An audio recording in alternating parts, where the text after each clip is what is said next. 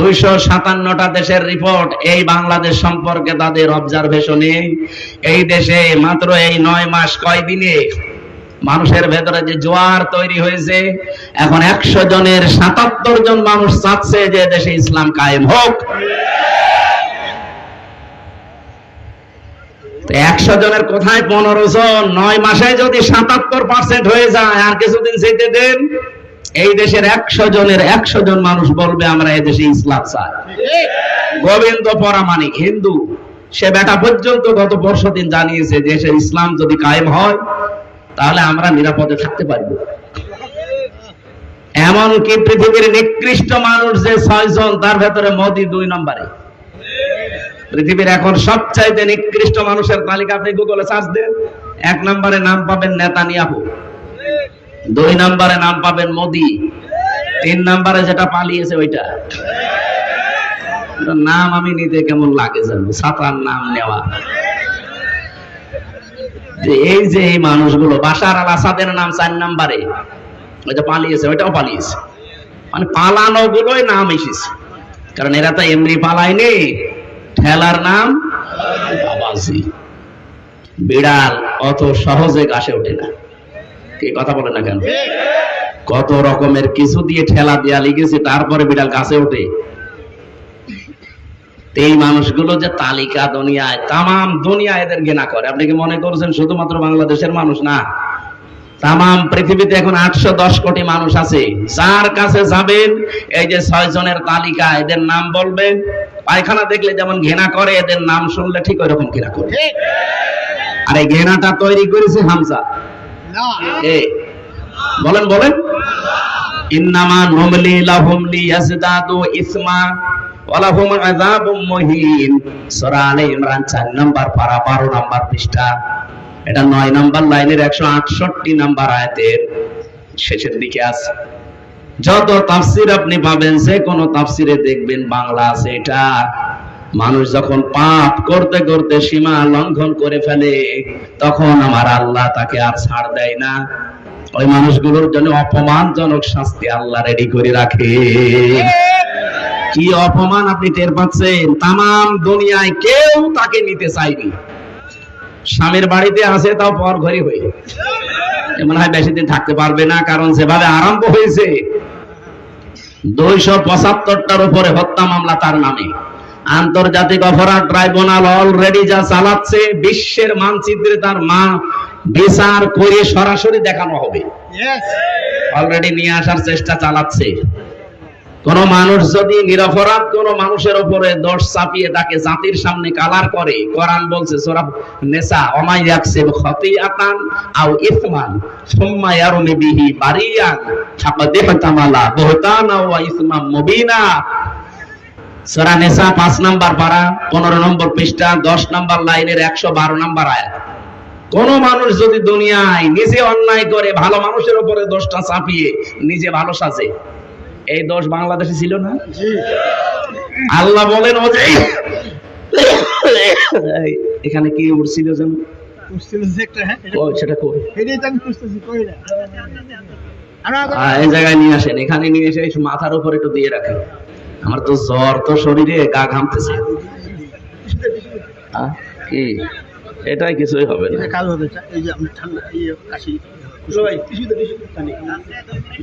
না ঠিক আছে,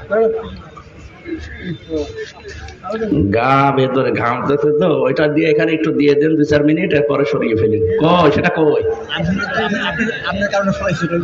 সুবহানাল্লাহ আলহামদুলিল্লাহ লা ইলাহা ইল্লাল্লাহ সুবহানাল্লাহ আলহামদুলিল্লাহ লা ইলাহা ইল্লাল্লাহ সুবহানাল্লাহ আলহামদুলিল্লাহ লা ইলাহা ইল্লাল্লাহ।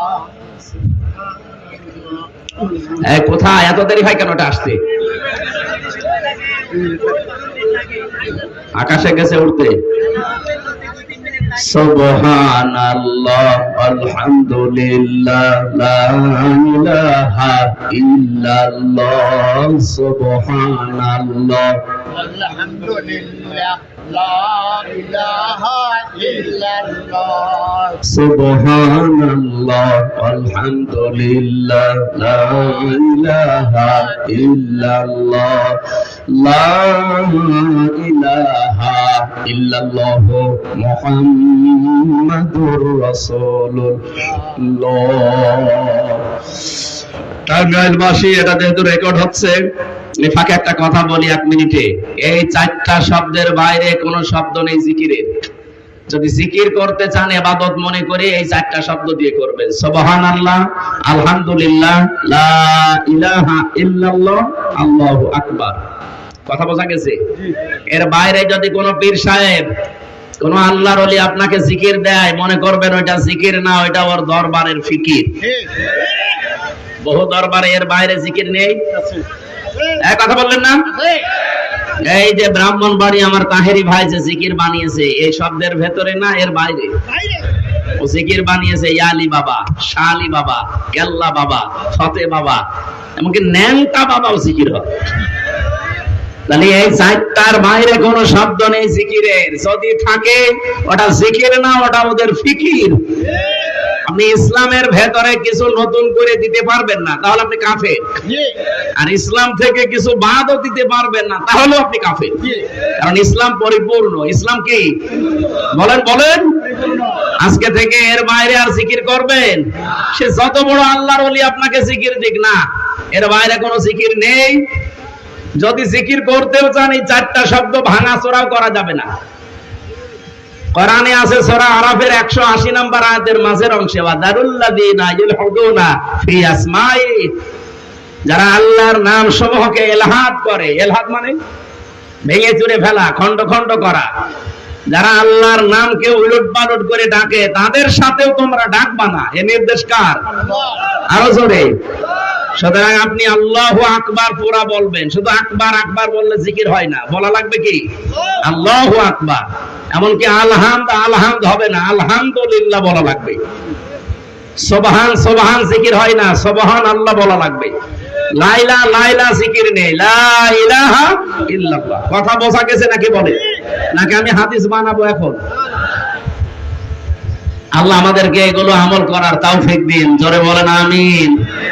আর একটা আমল, যেহেতু আমি নিজে হালকা পাতলা করি, আপনাদেরকেও করার আহ্বান জানাচ্ছি। যখন যে অবস্থায় থাকে, শুধু পায়খানা আর স্বামী স্ত্রীর ব্যবহার, এই 2টা জায়গা বাদ দিয়ে যেখানে যে অবস্থায় আছেন, ওযু থাক আর না থাক, মুখে সব সময় মনে আসলেই জারি রাখবেন আস্তাগফিরুল্লাহ আস্তাগফিরুল্লাহ।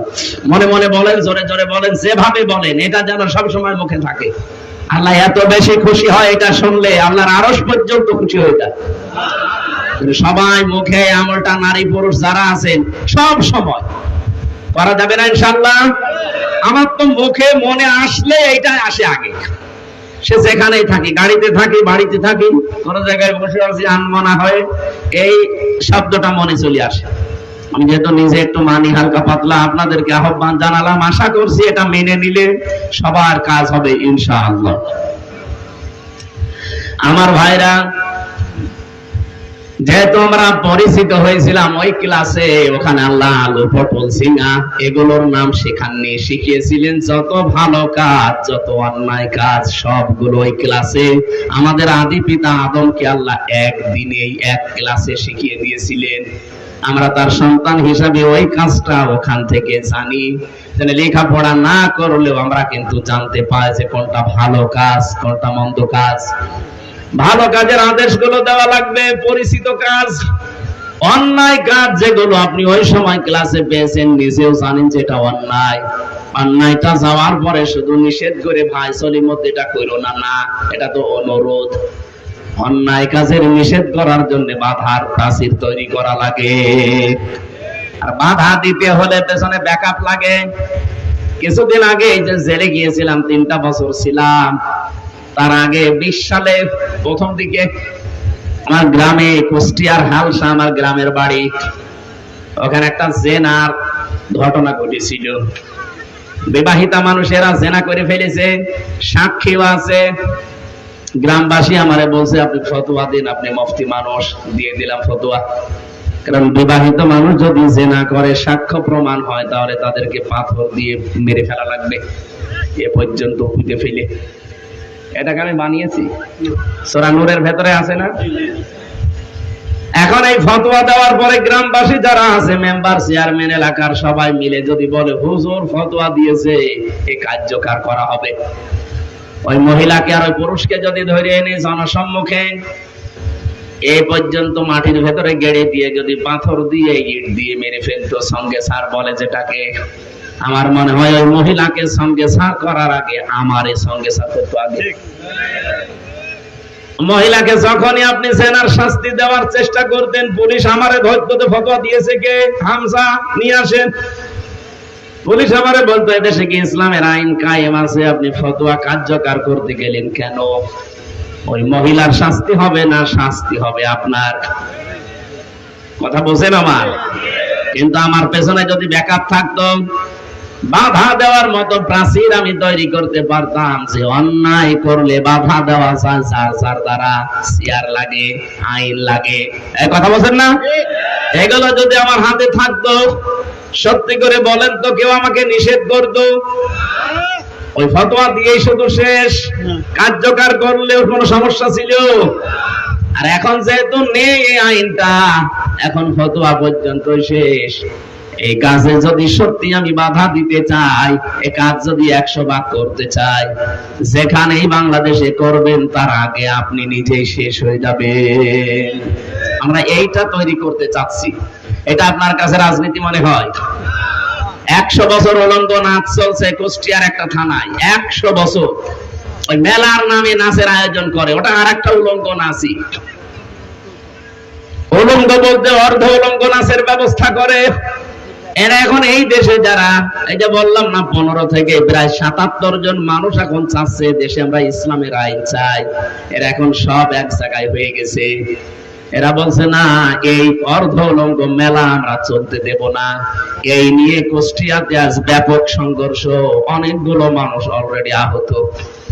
যারা ইসলামের পক্ষে আছে তারা তো সওয়াবের নিয়তে বলছে না, এই অন্যায় আমরা হতে দেব না। আর যারা এগুলোতে আনন্দ পায়, এই নিষিদ্ধ কাজ করে যারা শান্তি পায়, ওরা বলছে না আমরা এগুলো করবই। আপনি সৎ কাজের আদেশ যখন দিলেন, অন্যায় কাজে বাধা দেবেন না? কথা বলেন না কেন? এই বাধা দেবেন যারা বুঝে ফেলেছেন, তারা যত কিছু সামনে আসুক সব উপেক্ষা করে বাধা দিতে গেছে, এই শুরু হয়েছে মারামারি। এই জন্যই তো আমরা বারবার মানুষকে বোঝাতে চাই, দিন যতদিন কায়েম না হবে ততদিন পর্যন্ত আপনি যত সফিগিরি করেন পূর্ণাঙ্গ ইসলাম মানতে পারবেন না। আজকে ওসি এসেছিল দেখা করার জন্য আপনাদের। আমার এই গাড়িটা এখন এখান থেকে যদি ছাড়ি, কুষ্টিয়া পর্যন্ত যদি আমি যাই, কমপক্ষে 3 থেকে 4 জায়গায় গাড়িটা আমার ধরবে। রাস্তায় যারা পাহারা দিচ্ছে তারা গাড়ি থামিয়ে বলবে হুজুর দোয়া চাই। এখন যদি বলে দোয়া করে আসলাম, না, যে দোয়া নিয়ে আসলেন ওই দোয়া দেন। কথা বলছেন? আপনারা যে দোয়া দিয়েছেন, এখন আমার রাস্তায় যেতে যেতে কারোকে 1000 2000 দোয়া দেওয়া লাগবে। তাদেরও দোষ না, কারণ তারা রাত জেগে ডিউটি করছে। ঠিক আছে, পাহারা দিচ্ছেন, আপনি নেন দোয়া। গত পরশুদিন আমি খুলনা থেকে আসছিলাম ডাকো, এই আসার সময় গাড়িটা আটকিয়ে টাকাও আমি দিলাম। আমার দিকে তাকিয়ে বলছে হুজুর মন খারাপ করবেন না, দোয়া যখন দিচ্ছেন দোয়ার মতো দেন। এ দোয়া আমরা শুধু একা ভাগ নেই না, আমাদের উপরে যারা আছে উপরওয়ালাকে দেওয়া লাগে। আমরা তো চাই না এগুলো, বাস্তবে অনেক জায়গায় আমরা বাধ্য হই এই দোয়া নিতে, কারণ প্রতিদিনের টার্গেট ফিল আপ করা লাগে। হয়তো 20,000 করে দেওয়া লাগবে উপরওয়ালাকে প্রতিদিন, এটা আমার যেভাবে হোক কালেকশন করতে হবে, এই জন্যই তো দোয়া চাই। এখন বলেন তো, এই মানুষগুলো যারা দায়িত্বে আছে, এরা যদি অন্যায় করতে নাও চায়, উপরওয়ালার নির্দেশে তারা বাধ্য হচ্ছে। এই জন্য কোরআন হাদিসের মূল বক্তব্য এটা, যে কোরআন কায়েম করো। মান ক্বারাআল কোরআনা ফাস্তাযহারাহু ফাহাল্লা হালালাহু ওয়া হাররামা হারামাহু। যদি কেউ কোরআন পড়ে আর কোরআনকে যদি এজহার করার চেষ্টা করে, এজহার মানে না না, এখানে এজহার মানে বিজয় করা, ওটা তো আরবি গ্রামারে যেখানে আমরা তাসবিহ পড়ি সেই জায়গায় এজহার মানে প্রকাশ করা, এজহার মানে স্পষ্ট করা। এখানে কোরআন এবং হাদিসে যেখানে এজহার আসবে এর বাংলা অর্থ দাঁড়াবে এজহার মানে বিজয় করা। তাহলে কোরআন পড়লে শুধু হচ্ছে না, কোরআনকে বিজয় করার জন্য যারা চেষ্টা চালাবে। এই কথা বলার পরে আল্লাহর নবী ফা দিয়েছেন, ফাহাল্লা হালালাহু ওয়া হাররামা হারামাহু। ফা না দিলেও কিন্তু আমরা অর্থ করতে পারতাম, বিশেষ করে আমরা যারা আলেম আছি।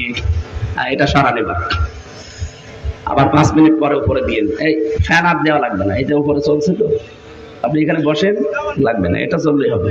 5-7 মিনিট পরে এখানে একটু দিলে আমার ঠান্ডা হয়ে যাবে না, আর কথা বলা যাবে না। হ্যাঁ, ও আপনাদের লাগবে, সাউন্ড যাবে তো, এই জন্য তো নিষেধ করছি। থাক, একটু কষ্ট করেন আজকের জন্য। আমার না গা ঘেমে যাচ্ছে ভেতরে, জ্বর তো, এই কারণে। আপনারও কি জ্বর নাকি? ও টাঙ্গাইল বাসিক, এই ফা শব্দের ব্যাখ্যা আমি বালাগাত মান থেকে, ফা শব্দটা 19টা অর্থে ব্যবহার হয়। এখানে 13 নাম্বার একটা কায়দা পেয়েছি। ওপরে বর্ণিত কোন কাজ যদি দুনিয়ায় কেউ করে থাকে, পরে যে শব্দগুলো আসছে এটা ব্যাখ্যা করার জন্য মাস্ট বি তার জীবনে এটা ঘটবে, এমন অর্থ আসে। আমি বললাম না, আর আলেম যারা আমরা ফা বাদ দিলে অর্থ আমরা করতে পারবো, কিন্তু ফা নবীজি দিলেন কেন? কোরআন যারা পড়ে আর কোরআনকে যারা বিজয় করার জন্য চেষ্টা চালায়, ফাহাল্লা হালালাহু ওয়া হাররামা হারামাহু, হালালকে হালাল জেনে আঁকড়িয়ে ধরে আর হারামকে হারাম জেনে ছেড়ে দেয়, আদখালাহুল্লাহুল জান্নাহ, নবীজি বলেন আল্লাহ তাকে জান্নাতে দিয়ে দিয়েছে না দেবে। হ্যাঁ, কি বাংলা অর্থ কি আসবে বলেন? আদখালাহুল্লাহুল জান্নাহ, আল্লাহ পাক নবী বলেন যে আল্লাহ তাকে জান্নাতে দিয়ে দিয়েছে না দেবে? দিয়ে দিয়েছে। এটা মাঝি পাস্ট, এটা অতীতকালের শব্দ। আমার প্রশ্ন হচ্ছে আলেমের কাছে, আমরা এখনো তো মরি নাই, তো জান্নাতে চলে গেলাম কি করে? তাহলে এই হাদিসটা ভুল।